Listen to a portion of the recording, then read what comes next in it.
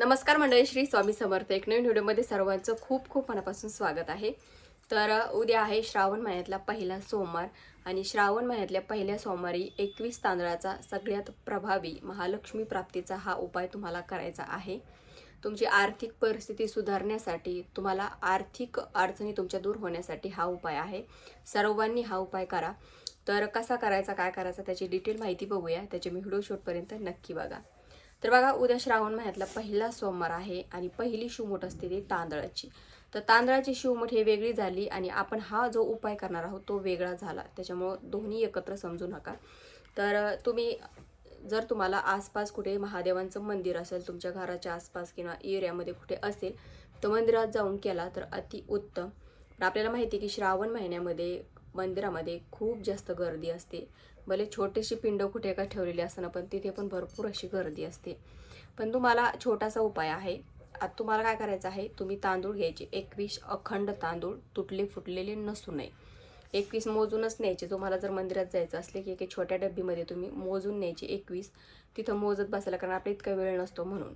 आणि ते तांदूळ घ्यायचे. त्याच्यानंतर त्याला तुम्ही तुमच्या घरी पण उपाय करू शकता. असं नाही की मंदिरातच जावं लागतं का. घरच्या पिंडीवर तुम्ही जेव्हा आता उद्या रुद्र अभिषेक वगैरे करता, ते सगळं करून घ्यायचं अगोदर, आपली पूजापाठ जे काय आहे ते सर्व. नंतर शेवटी हा उपाय तुम्हाला करायचा आहे.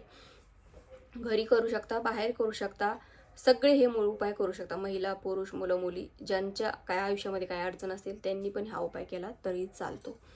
तर काय करायचं आहे, हा उपाय करते वेळेस तुम्हाला 21 तांदूळ घ्यायचे. त्याच्यावर सगळ्यात महालक्ष्मीचा सगळ्यात प्रभावी मंत्र म्हणजे कमलात्मक मंत्र, तो मंत्र तुम्हाला म्हणायचा आहे. बघा, हा मंत्र न लक्ष्मी प्राप्तीसाठी किंवा लक्ष्मीला प्रसन्न करून घेण्यासाठी खूप हा प्रभावी मंत्र आहे. कारण आपण माता लक्ष्मी ही खूप चंचल असते. माता लक्ष्मी एका जागेवर टिकत नाही. तिला स्थिर ठेवण्यासाठी आपल्याला हा उपाय करायचा आहे.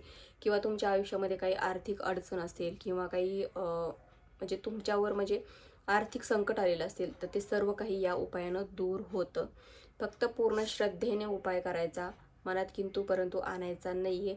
कारण आता श्रावण महिना सुरू आहे. भगवान शंकरांचा हा महिना आहे.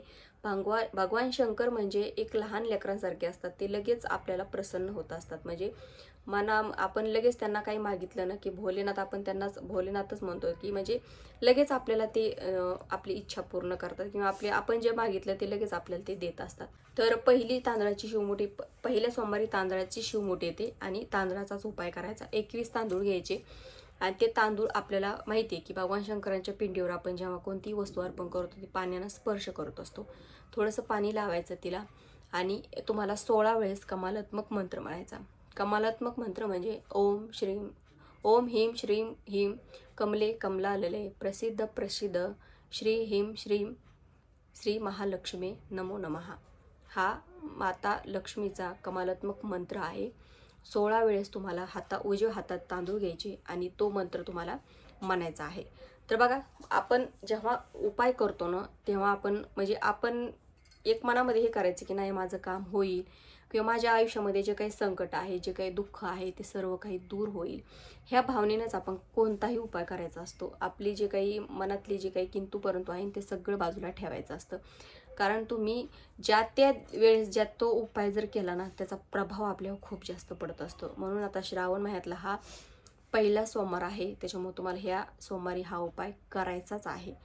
कारण काय होतं ना की आयुष्यामध्ये खूप आणि अनेक साऱ्या अडीअडचणी येत असतात आणि कोणतीही गोष्ट म्हणजे आपल्याला कोणत्या गोष्टीचं सोंग करता येतं पण पैशाचं सोंग आणता येत नाही. कुठे तुम्ही जा, तुम्हाला अगोदर पैसाच लागतो, नंतर तुमचे कामं होत असतात.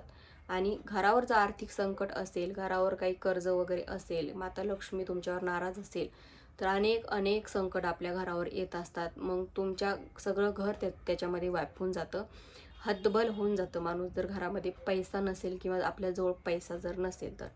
आणि अशा वेळेस ना आपल्याला कोणीच कामी येत नाही, म्हणजे मदतीला कोणी धावून येत नसतं. आपले प्रॉब्लेम आपल्याला सॉल्व करायचे असतात.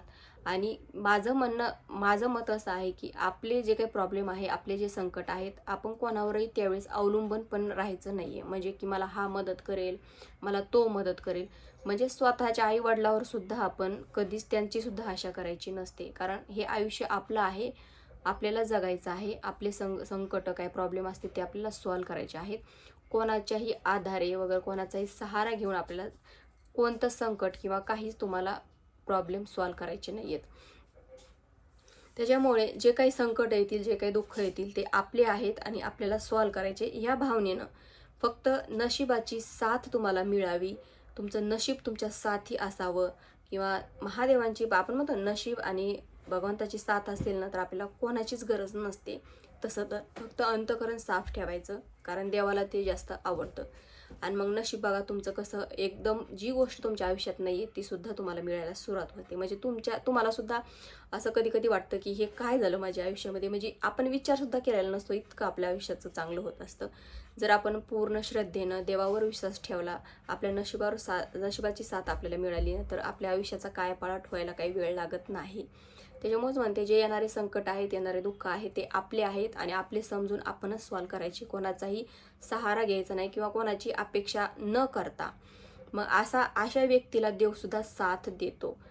तर तुम्हाला तुमच्या नशिबाची साथ हवी असेल, तुमच्या नशिबाचं जे काही आयुष्यामध्ये काही गोंधळ चालू आहे ते दूर करायचं असेल तर उद्याचा श्रावण सोमवार अजिबात चुकवू नका.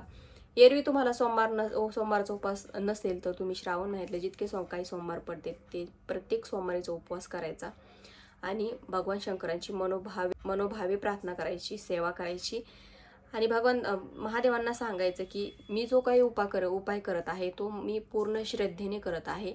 त्याच्यामुळे माझा जो एक उपाय आहे त्याचं पूर्ण फळ मला द्या आणि माझ्या आयुष्यातले पूर्ण संकट, जे काही दुःख आहेत, आर्थिक संकट आहे ते सर्व काही दूर करा. बघा तुमच्या आयुष्यातले नक्कीच प्रॉब्लेम सॉल्व्ह होतील.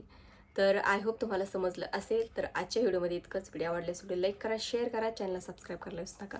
झालेली सेवा श्री स्वामी समर्थ महाराजांच्या चरणी, परमपूज्य गुरु माऊलींच्या चरणी रुजू करते. श्री स्वामी समर्थ.